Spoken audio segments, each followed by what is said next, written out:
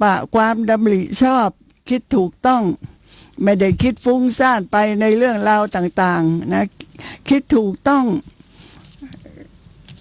คิดในการที่จะออกจากกามนั่นแหละดำริในการที่จะออกจากกามนะดำริในการที่จะไม่อาฆาตพยาบาทจองเวรดำริในการที่จะไม่ไปเบียดเบียนใครนะจิตใจก็งดเว้นระวังไม่สั่งสมบาปอกุศลไม่ไปแสวงหารูปเสียงกลิ่นรสโผฏฐัพพะมาบำรุงบำเรอตนจนเกิดประมาณเพราะพวกต่างๆเหล่านี้มันเป็นเรื่องของการสั่งสมกิเลสตัณหาทั้งนั้นเลยเพราะฉะนั้นบางคนก็ออกบวชนะคะออกบวชเพื่อที่จะเจริญหรือว่าปฏิบัติสมถภาวนาวิปัสสนาภาวนาแต่ถ้าเราไปฆราวาสอยู่เงี้ยเราก็สามารถที่จะรักษาศีล 5ให้เป็นปกติได้ทุกวันรักษาศีล 8อุโบสถศีลและถ้าใครกล้าหาญก็รักษากุศลกรรมบทศีล10 ข้อก็จะทำให้จิตใจปลอดโปร่งจิตใจมีความสะอาดผ่องใสไม่เศร้าหมองสัมมาสังกัปปะความคิดความดำริความตรึกที่จะไม่ทำความชั่วทำบาปอกุศลนะเป็นเรื่องที่เราสามารถจะควบคุมได้นะมรรคองค์ที่ 3สัมมาวาจาพูดชอบสัมมาวาจาพูดชอบไม่พูดชั่วหมายความถึงว่าไม่พูดโกหกนะไม่ไปหลอกลวงใครเขาไม่ไปพูดคำหยาบฟังแล้วเป็นเหตุให้ร้อนหูร้อนใจไม่ไปพูดส่อเสียดให้คนอื่นเขาแตกแยกกันไม่ไปพูดเพ้อเจ้อพูดในสิ่งที่ไม่ควรพูดเพราะฉะนั้นรู้จักงดเว้นในการที่จะพูดเพ้อเจ้องดเว้นในการที่จะพูดคำหยาบงดเว้นในการที่จะพูดส่อเสียดให้เขาแตกแยกกันและเรื่องสำคัญที่เราจะต้องสำรวมระวังไว้ให้ดีพลาดนิดเดียวจะเสียนะคะอย่ามุสานะคะก็ขยายความไปมากพอสมควรนะมรรคองค์ที่ 4ที่กำลังจะพูดอยู่นี่และก็ได้พูดค้างไว้แล้วนะ นิดหน่อยน่าจะต้องเริ่มต้นขึ้นมาใหม่ก็คือมรรคองค์ที่ 4สัมมาสังกัปปะไม่ใช่ขอโทษสัมมากัมมันตะค่ะมรรคองค์ที่ 4สัมมากัมมันตะทำการงานชอบทำการงานชอบนี่องค์ธรรมก็ได้แก่วิรติสัมมากัมมันตะเว้นจากทำการงานชั่วเว้นจากการฆ่าสัตว์ 1เว้นจากการลักทรัพย์ 1เว้นจากการประพฤติผิดในกาม 1มรรคองค์ที่ 4นี้ก็ต้องขยายความเยอะพอสมควรเพราะว่าเราก็จะมองแต่สั้นๆในเมื่อเป็นองค์มรรคในการที่จะเป็นเหตุเจริญปัญญาให้เกิดขึ้นเพื่อการบรรลุมรรคผลนิพพานนะเราก็ต้องรู้ให้ละเอียดรู้อย่างกว้างขวางรู้ให้ตรงกับความเป็นจริงนะเพราะนั้นปาณาติปาตาเวรมณีสิกขาปะทังสมาธิยามินี่แหละอย่าคิดว่ารู้แล้วเข้าใจแล้วนะคะเพราะว่ายังมีเรื่องที่ไม่รู้อีกเยอะแค่เรื่องฆ่าสัตว์นี่แหละนะ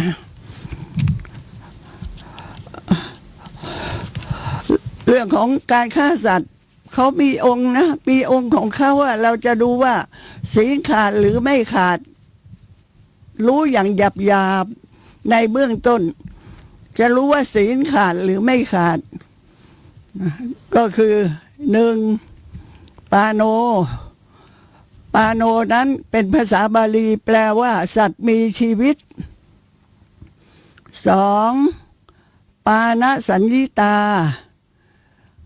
แปลว่าเราก็รู้นะว่าสัตว์นั้นมีชีวิตจิ้งจก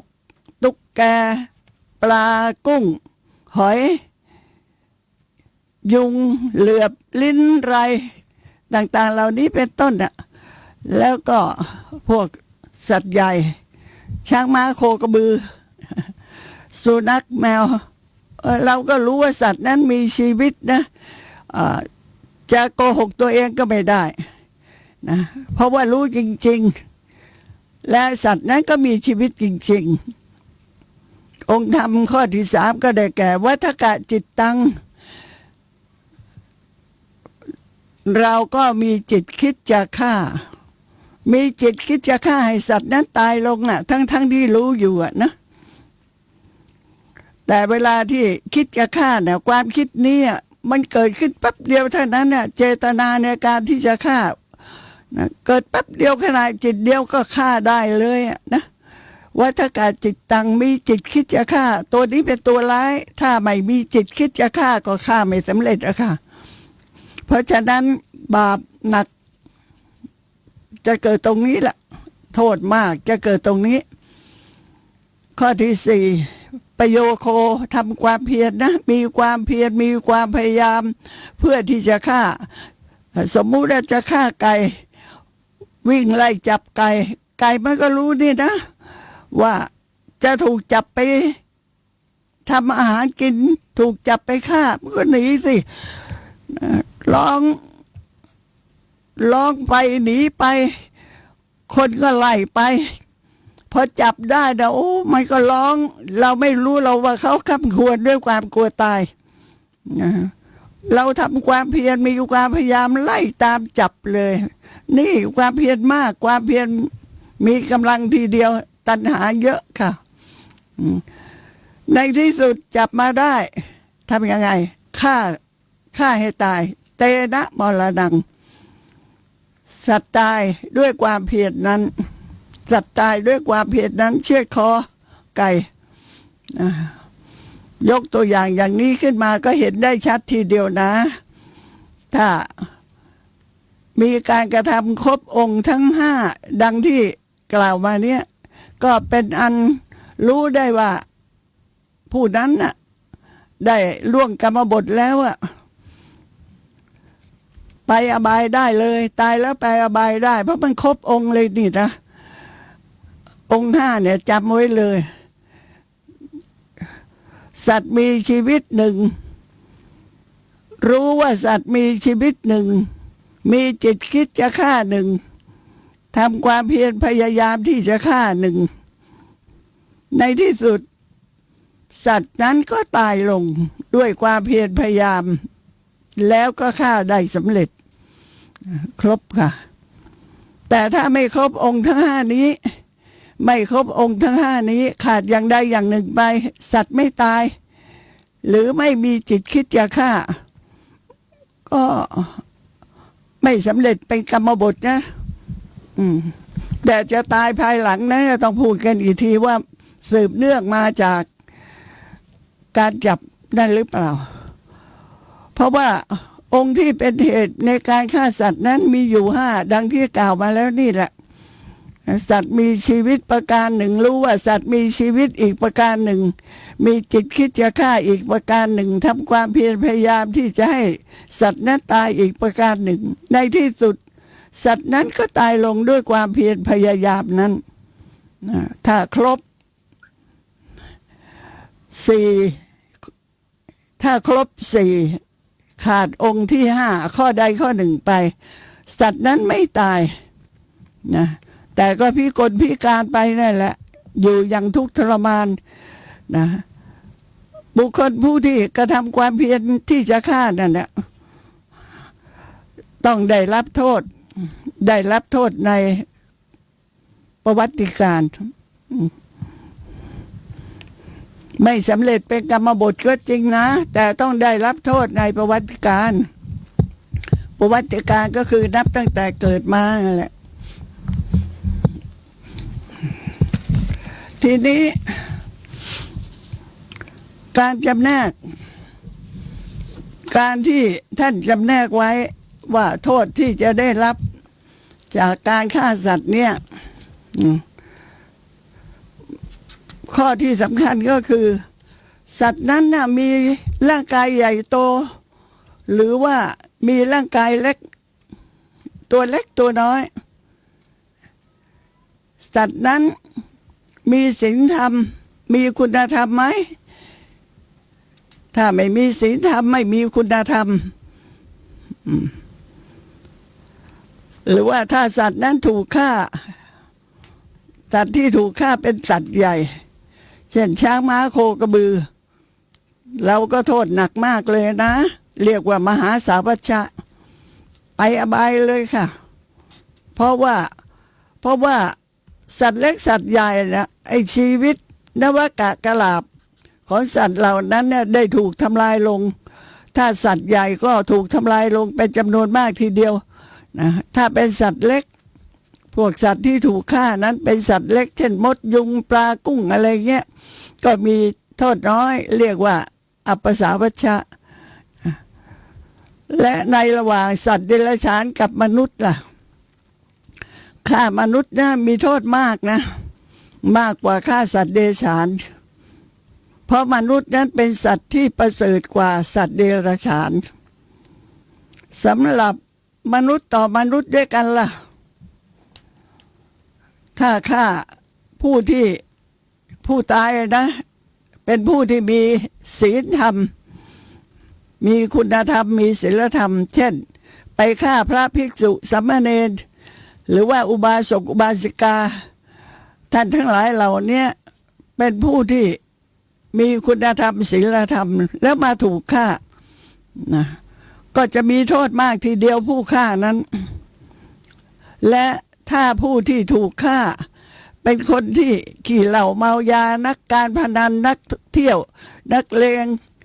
ผู้ร้ายนักวิ่งราวขี่ช่อขี่โกงอย่างนี้เป็นต้นถ้าไปฆ่าพวกนี้ก็มีโทษน้อย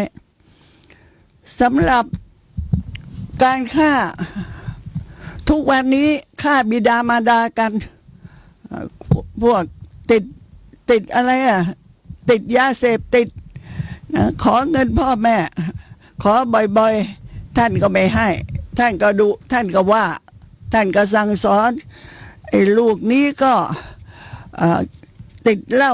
ติดยาเสพติดซะแล้วจะไม่เคี้ยวไม่กินไม่สูบจิตใจมันก็ฟุ้งซ่านโทสะเมื่อเกิดได้ง่ายถ้าเกิดสั่งสมไว้หลายครั้งเข้าขอก็ไม่ได้ไม่ให้ทรัพย์ยังถูกสั่งสอนอีกด้วยก็เลยโกรธฆ่าพ่อหรือว่าฆ่าแม่พ่อแม่นั้นเป็นพระอรหันต์ของลูกนะฆ่าพ่อหรือว่าฆ่าแม่ตรงนี้พูดเป็นกรณีพิเศษว่าผู้ที่ฆ่าพ่อหรือว่าฆ่าแม่เนี่ยเท่ากับฆ่าพระอรหันต์ทีเดียวนะเพราะว่าพ่อแม่เป็นพระอรหันต์ของลูกพ่อแม่เป็นครูอาจารย์ของลูกพ่อแม่เป็นเทวดาคุ้มครองลูกพ่อแม่เป็นพระพรหมที่ลูกจะต้องให้ความเคารพนับถือแต่บางคนบอกว่าพ่อแม่ของคนอื่นจะมาเป็นพระอรหันต์ของเราได้ไงไม่ใช่พูดถึงพ่อแม่ของลูกผู้ที่เป็นลูกที่เกิดจากมารดาและบิดานั้นแหละพ่อแม่คู่นั้นแหละจึงชื่อว่าเป็นพระอรหันต์ของลูกที่คลอดมานะทำความเข้าใจกันอย่าเถียงกันไปเลยท่านเลี้ยงดูมาตั้งแต่อยู่ในท้องของแม่นั่นแหละลำบากยากแค้นแค่ไหนเดี๋ยวจะกลับมาพูดตรงนี้อีกครั้งหนึ่ง นะถ้าผู้ใดเนี่ยดูแลพ่อแม่อย่างดีให้การคุ้มครองรักษาปนเปื้อด้วยอาหารการกินที่นอนที่อยู่อาศัยเสื้อผ้าเครื่องนุ่งห่มอย่างดีเอาใจใส่อย่างดีเท่ากับได้ปนเปื้อพระอรหันต์นั่นทีเดียวนะซึ่งเรื่องนี้จะต้องขยายความในเรื่องของท่านพระสารีบุตรเพื่อให้ท่านทั้งหลายชัดเจนในเรื่องนี้นะคะส่วนการฆ่าพระอรหันต์นั่นน่ะก็มีค่ะฆ่าพระอรหันต์ที่บรรลุเป็นพระอรหันตบุคคลแล้วต่อมามนุษย์ผู้นั้นเนี่ยก็บีบคอรัดศีรษะท่านด้วยบ่วงขันชะเนาะด้วยไม้ขันชะเนาะเชือกรัดศีรษะเอาไม้ขันชะเนาะขันที่เชือกนั้นจนกระทั่งเชือกรัดศีรษะแน่นเลือดทะลักไหลออกมาทางตา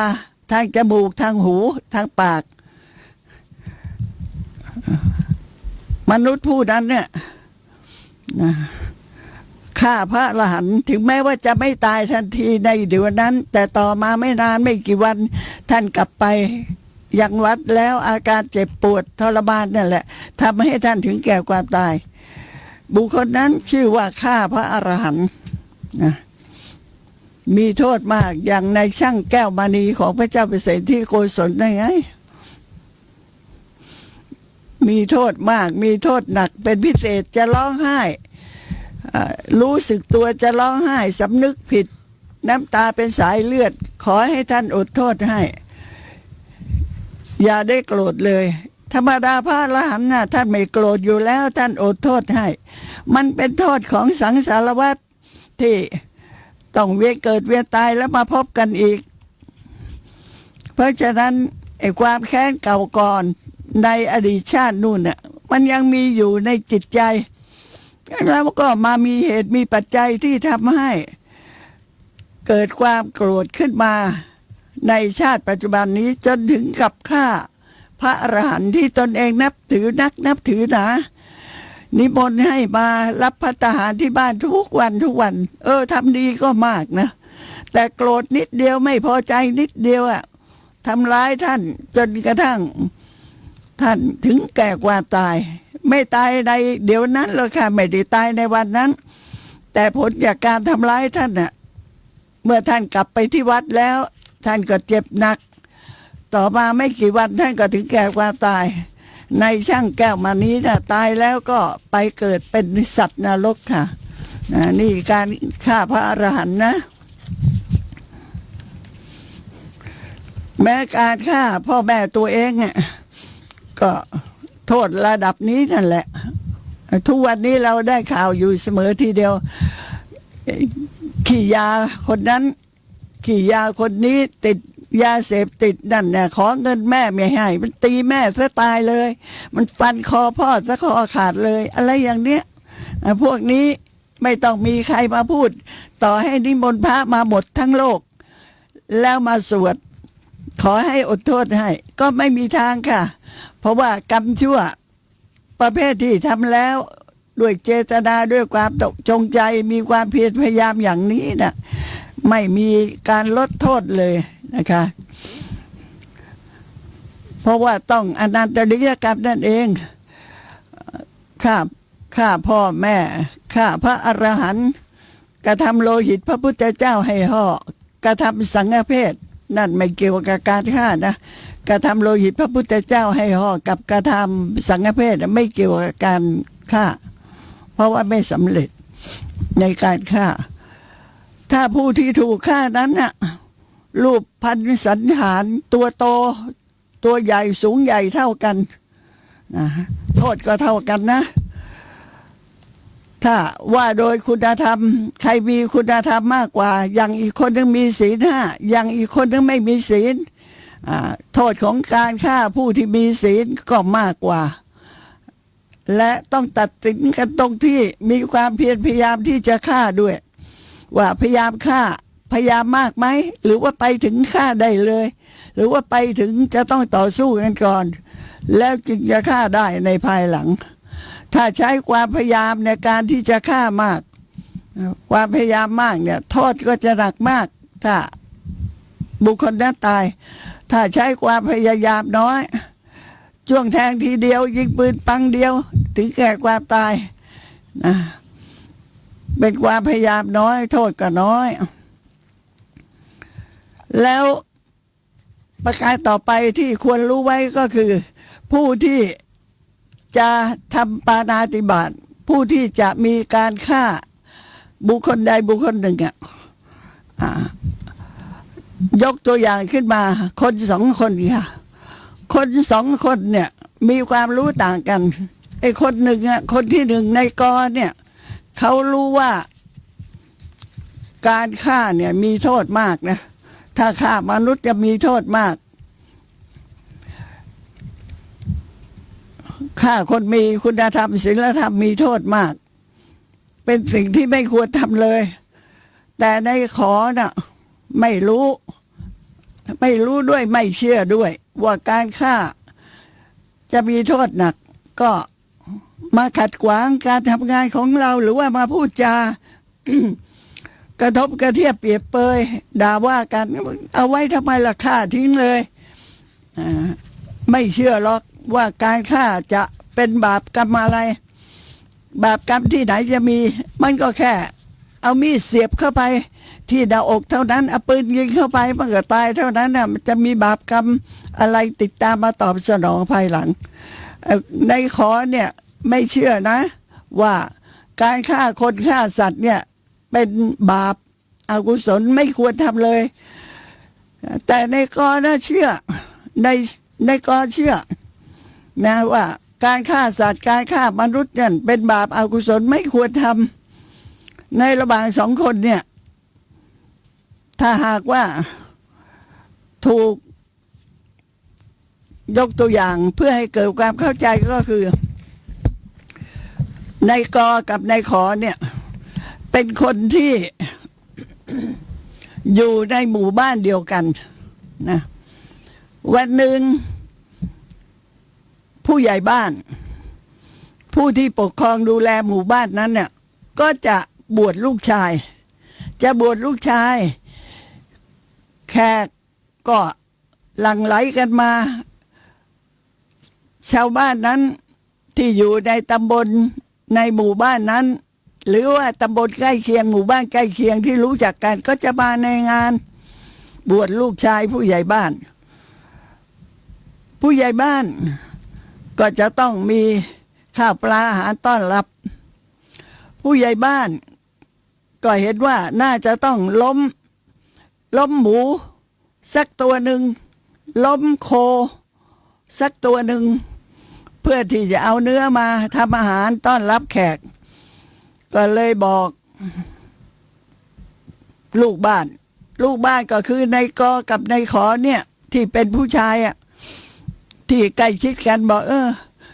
เธอสองคนไปล้มโคให้ตัวหนึ่งไปล้มหมูให้ตัวหนึ่งแล้วจัดแจงชำแหละออกมาจะนำเนื้อน่ะมาทำอาหารเลี้ยงชาวบ้านเขาที่มาในงานบวชลูกชายไปช่วยกันทำสองคนแล้วก็เรียกหาแม่ครัวบอกว่าเอามีดมาให้2 อันมีดคมมีดใหญ่มีดยาวเอามา2 อันยื่นให้2 คนคนละอันไปจัดแจงมาในกอพอได้ฟังดังนั้นก็ไม่อยากทำเลยเพราะการจะไปล้มโคการที่จะไปฆ่าหมูมันสัตว์ใหญ่แล้วเราเนี่ยก็รู้ว่าการทำอย่างนี้มันบาปแล้วผู้ใหญ่บ้านจะบวชลูกชายมันเป็นบุญเราจะมาช่วยงานบุญแต่ถูกใช้ให้ไปทำบาปไม่อยากทำเลยผู้ใหญ่บ้านเห็นอาการอิดออดของนายกก็เลยบอกไปสิรีบไปเร็วๆเดี๋ยวมันจะได้เอามาทำอาหารเลี้ยงเขาตอนเย็น ในกอก็ต้องเดินไ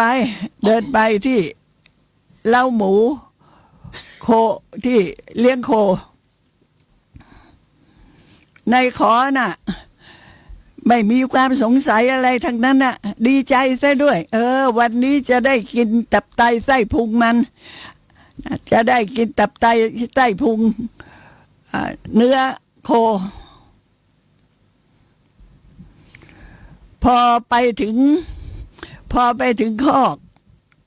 ที่เลี้ยงโคอยู่ก็จูงออกมาตัวหนึ่งไปผูกไว้ที่หลักผูกไว้ให้มั่นคงเพื่อที่จะทำหน้าที่เพชฌฆาตประหารโคให้ถึงแก่ความตายผูกมัดไว้อย่างดีเลยดิ้นไม่หลุดทั้งสองคนก็ถือมีดไปในกรน่ะไม่อยากทำเลยแต่จำเป็นต้องทำส่วนในขอนั่นน่ะดีใจ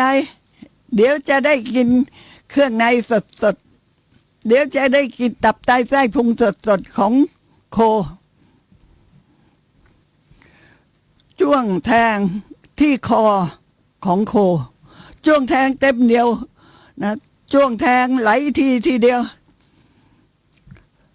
ที่จริงโคน่ะมันจะต้องตายด้วยการจ้วงแทงของนายขอนั่นแหละแต่นายกน่ะแทงเหมือนกันแทงเบาๆไม่อยากจะฆ่าไม่อยากจะทำอันตรายเขาเลยแต่ถูกบังคับให้มาทำก็แทงลงไปเบาๆนะเหมือนกับเสริมนิดหน่อยเท่านั้นเองการฆ่าของนายกการลงมือฆ่าของนายกเป็นไปด้วยการถูกบังคับการฆ่าของนายขอ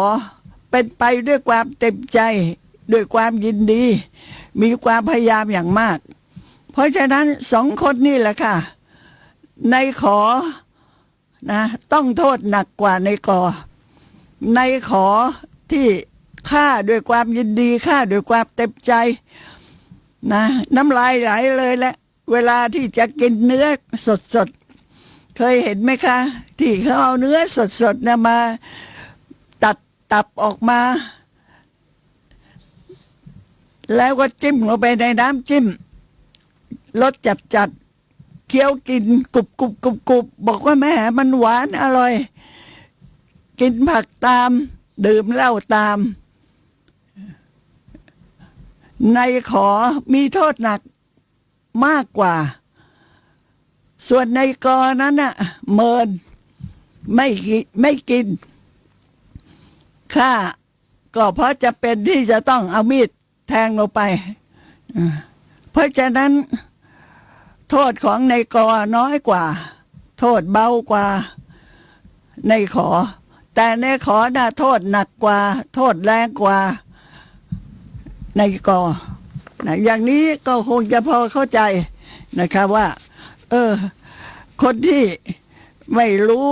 บาปไม่รู้บุญเวลาจะทำอะไรมันทำเต็มที่เลยประกอบด้วยมิจฉาทิฏฐิมีโทษมาก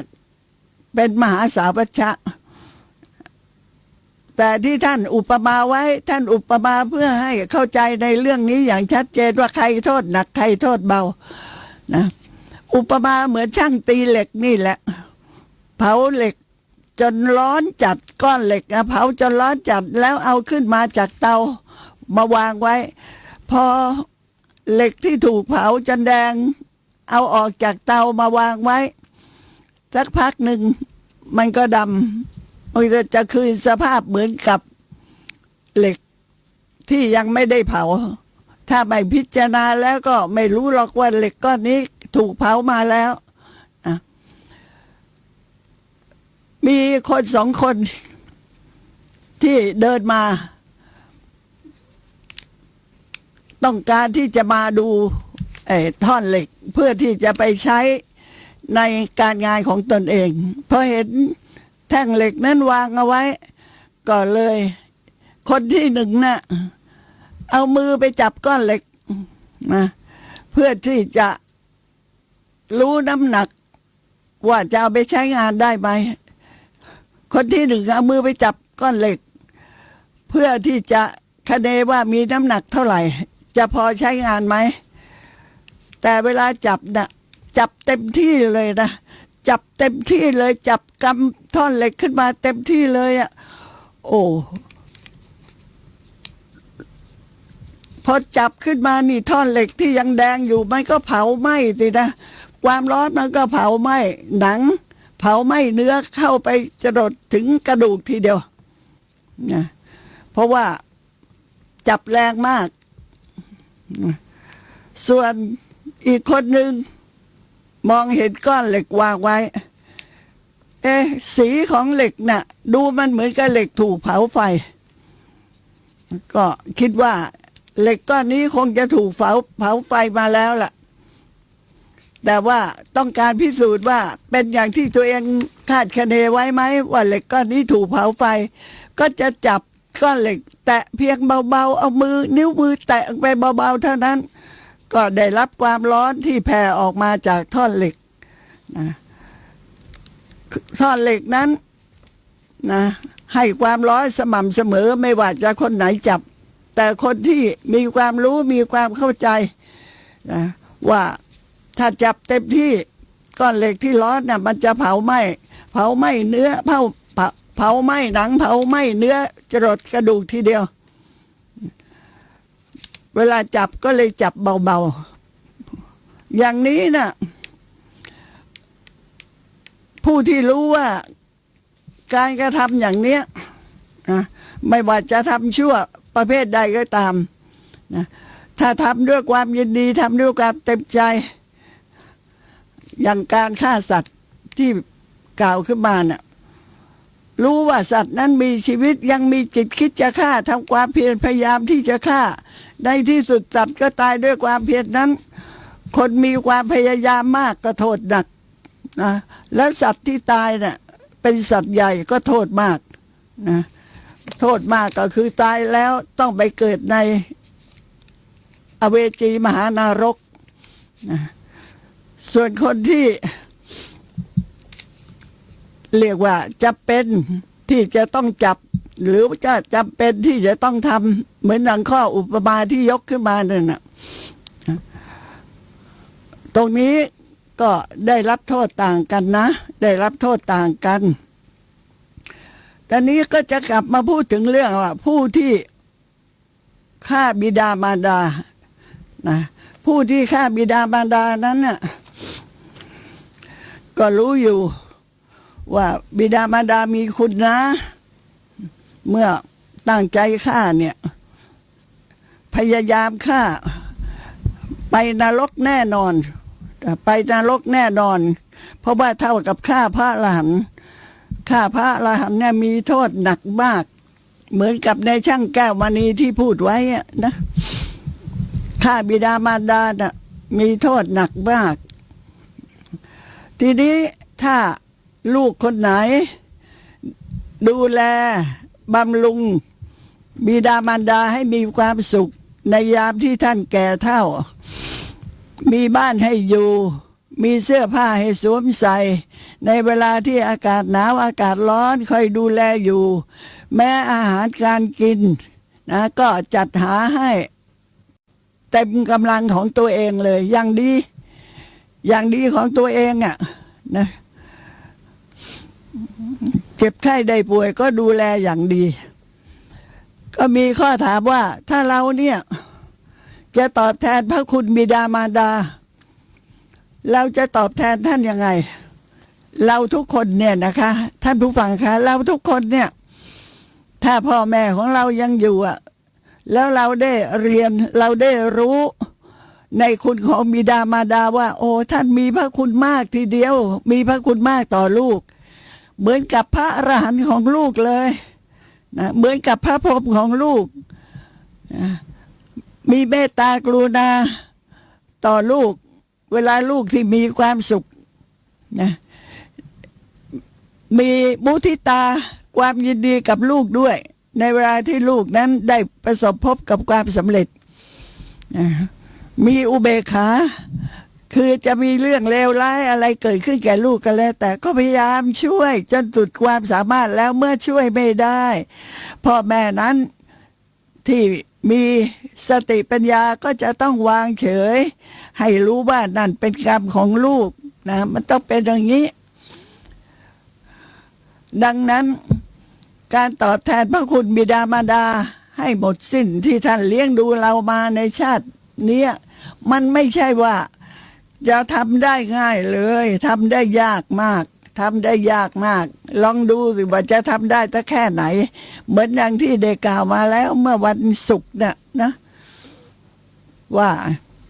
ผู้ที่เป็นลูกมีความรู้ในพระคุณของบิดามารดาต้องการตอบแทนพระคุณของท่านให้เต็มความสามารถของตนนะเอาพ่อยกขึ้นไว้บนบ่าซ้ายเอาแม่ยกขึ้นไว้บนบ่าขวาเวลาจะกินก็จะป้อนให้พ่อแม่ไม่ต้องลงจากไหลไม่ต้องลงจากบ่าให้ลำบากหรอกลูกจะป้อนให้ป้อนอาหารพ่อแม่อยู่บนไหลนั่นแหละจะอาบน้ำก็ไม่ต้องลงนะนั่งอยู่บนไหลนั่นแหละทูลไว้อย่างนั้นน่ะจัดแจงอาบน้ำให้พ่อแม่จะอุจจาระจะปัสสาวะก็อุจจาระมาบนหลังลูกเลยนะปัสสาวะมาได้เลยนะไม่ต้องลงให้เหน็ดเหนื่อยดูแลขนาดนี้นะเลี้ยงดูขนาดนี้เต็มความสามารถนั่นยังไม่ชื่อว่าตอบแทนพระคุณของบิดามารดาได้หมดสิ้นเลยยังตอบแทนคุณของพ่อแม่ไม่หมดเพราะว่าท่านเลี้ยงดูเรามาตั้งแต่เกิดจนกระทั่งเจริญเติบโตนะเจ็บไข้ได้ป่วยท่านก็พาไปหาหมอหิวกระหายท่านก็ป้อนนมให้ข้าวปลาอาหารเสื้อผ้าเครื่องนุ่งห่มท่านก็ทำให้ทุกสิ่งทุกอย่างคอยประคับประคองลูกอย่างดีคันเวลาท่านแก่เฒ่าลูกก็ดูแลพ่อแม่อย่างที่ชาวโลกเรียกว่าลูกนี้มีคุณธรรมมีศีลธรรมดีแม่เขาเลี้ยงพ่อแม่เขาดีเหลือเกินมีที่อยู่ที่อาศัยอย่างดีมีเสื้อผ้าเวลาหน้าร้อนก็อย่างหนึ่งเวลาหน้าหนาวก็อย่างหนึ่งให้นุ่งห่มอย่างดีนะเวลาเจ็บไข้ได้ป่วยก็พาหาหมอหายามาป้อนยาท่านอย่างนี้ชาวโลกบอกว่าอย่างนี้นะถือว่าตอบแทนพระคุณบิดามารดาได้หมดสิ้นแล้วแต่ไม่ใช่อย่างนั้นสิคะไม่ว่าท่านจะทำอย่างที่กล่าวนี้ด้วยความเรียบร้อยดีตลอดกาลเวลานานเท่าไหร่ก็ตามก็ยังไม่ได้ชื่อว่าเป็นลูกผู้ที่ตอบแทนพระคุณบิดามารดาได้อย่างหมดสิ้นเพราะเหตุว่าบิดามารดานั้นมีพระคุณอย่างยิ่งกับลูกดังนั้นการฆ่าพ่อฆ่าแม่เนี่ยมีโทษหนักทีเดียวต่อไปนี้เราลองมาฟังดูว่าผู้ที่ตอบแทนพระคุณบิดามารดาได้อย่างหมดสิ้นนั้นเขาทำยังไงนิ้นยกตัวอย่างท่านพระสารีบุตรเป็นพระอัครสาวกทางฝ่ายขวาของพระอรหันตสัมมาสัมพุทธเจ้าเว้นจากพระพุทธเจ้าเสียแล้วพระองค์หนึ่งก็พระสารีบุตรนั่นแหละเป็นผู้ที่มีปัญญามากมีปัญญาเลิศยิ่งกว่าบุคคลใดทั้งสิ้นจะเล่าเรื่องพระสารีบุตรที่ไปตอบแทนพระคุณผู้ที่เป็นมารดาพระสารีบุตรเนี่ยมีความกตัญญูกตเวทีต่อผู้มีพระคุณอย่างยิ่งอย่าว่าแต่บิดามารดาเลยใครใส่บาตรท่านแม้ข้าวเพียงช้อนเดียวท่านก็ยังจำได้เลยในถึงเวลาที่จำเป็นเดือดร้อนขึ้นมาท่านช่วยคนอื่นเขาเมินหน้ากันแต่ท่านพระสารีบุตรเนี่ยแหละช่วยจนสำเร็จสมดังความปรารถนาแต่วันนี้เราจะพูดถึงความกตัญญูกตเวทีคือผู้ที่รู้ในอุปการะคุณที่พ่อแม่ได้กระทำก่อนแล้วตนเองก็กระทำตอบแทนในภายหลัง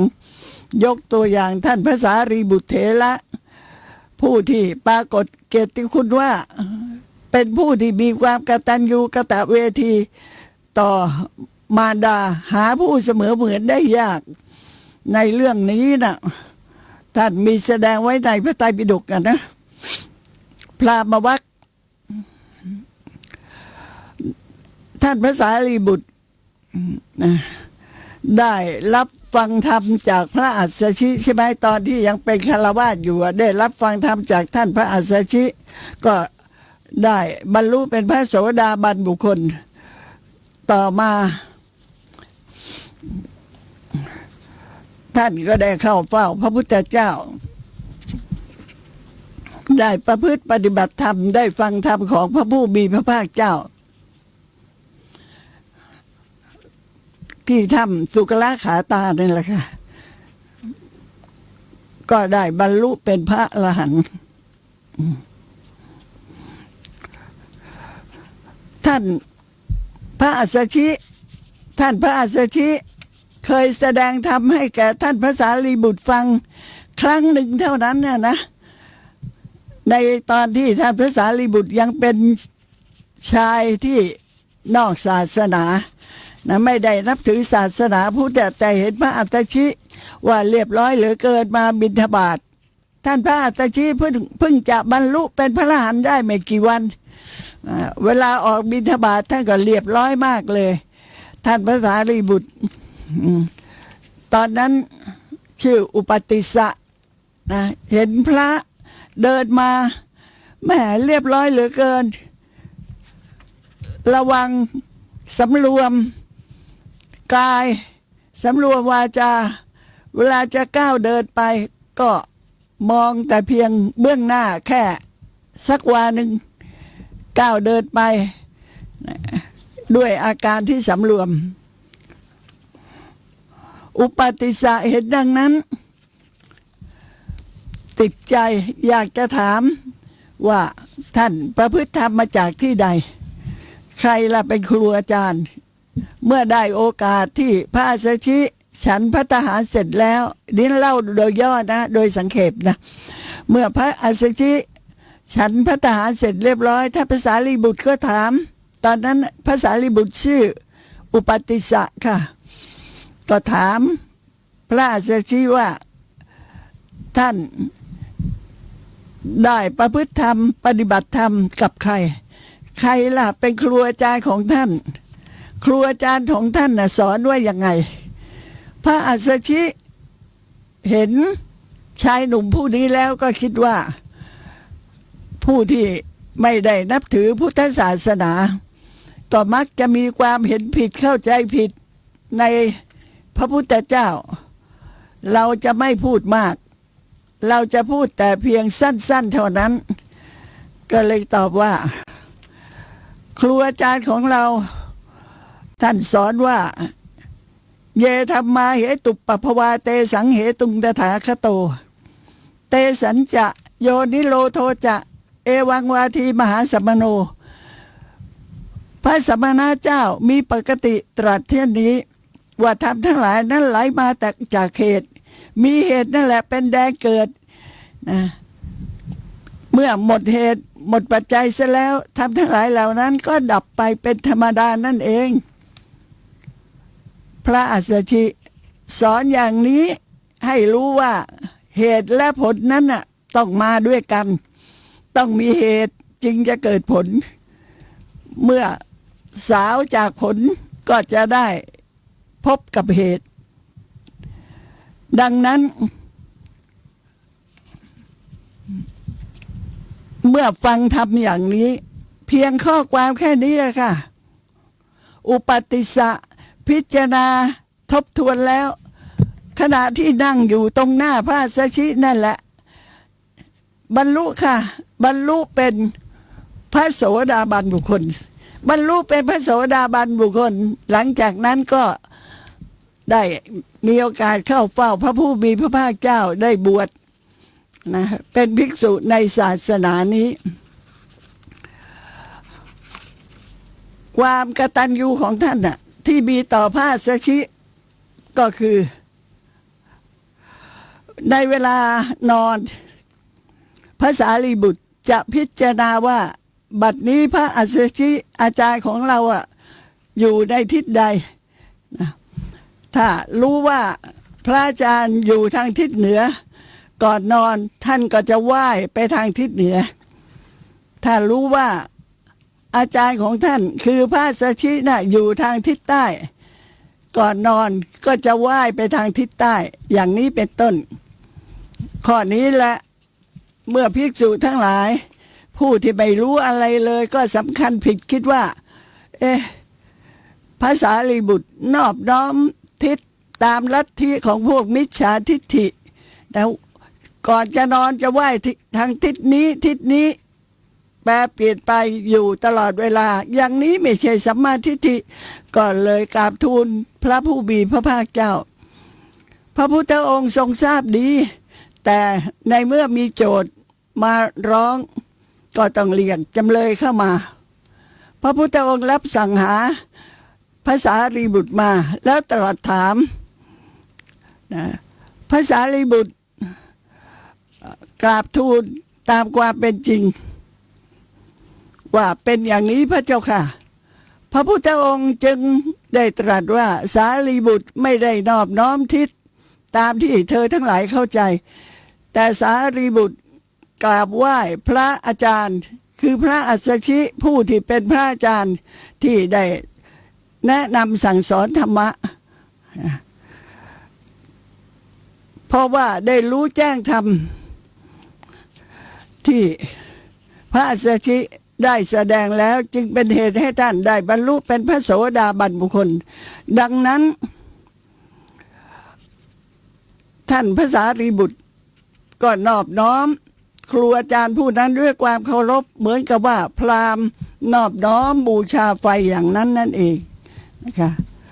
ทีนี้เมื่อพูดถึง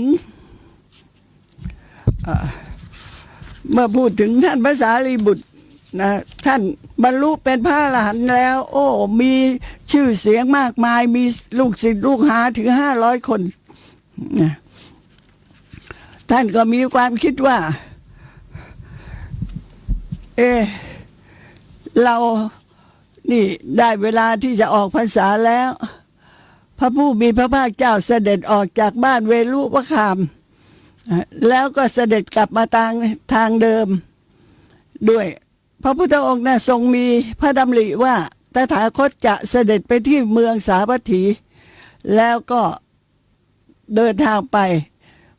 ถึงเมืองสาวัตถีแล้วเข้าประทับพักผ่อนที่วัดพระเชตวันมหาวิหารท่านพระสารีบุตรเถระ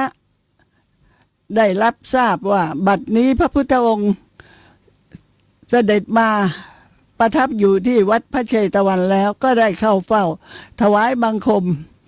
นะเมื่อได้โอกาสที่สมควรแล้วจึงออกไปพักอยู่ที่พักของตนเราศิษย์ทั้งหลายก็ไปแสดงความเคารพกับพระสารีบุตรเมื่อศิษย์ทั้งหลายกลับไปแล้วท่านก็ปัดกวาดที่พักกลางวันและปูแผ่นหนังลงล้างเท้าแล้วก็นั่งเข้าผลสมาบัติตอนที่ท่านนั่งเข้าผลสมาบัติเนี่ยเพื่อต้องการพิจารณานะต้องการพิจารณาว่าพระพุทธเจ้ากับพระอัครสาวกเนี่ยใครจะปรินิพพานก่อนกันเมื่อพิจารณาแล้วท่านก็ทราบว่าพระอัครสาวกนั่นแหละจะต้องปรินิพพานก่อนดังนั้นท่านพระสารีบุตรจึงได้พิจารณาดูอายุสังขารของท่านก็ทราบว่าอายุสังขารของเราเนี่ยจะหมดแล้วจะอยู่ได้อีกก็ไม่เกินเพียง7 วันเท่านั้นท่านผู้ฟังคะขณะนี้เวลาหมดแล้วนะคะค่อยๆฟังไปนะคะพรุ่งนี้ก็ฟังต่อเพราะว่าขณะนี้เวลาหมดแล้วค่ะพบกันใหม่ในวันพรุ่งนี้นะคะสวัสดีค่ะทุกท่าน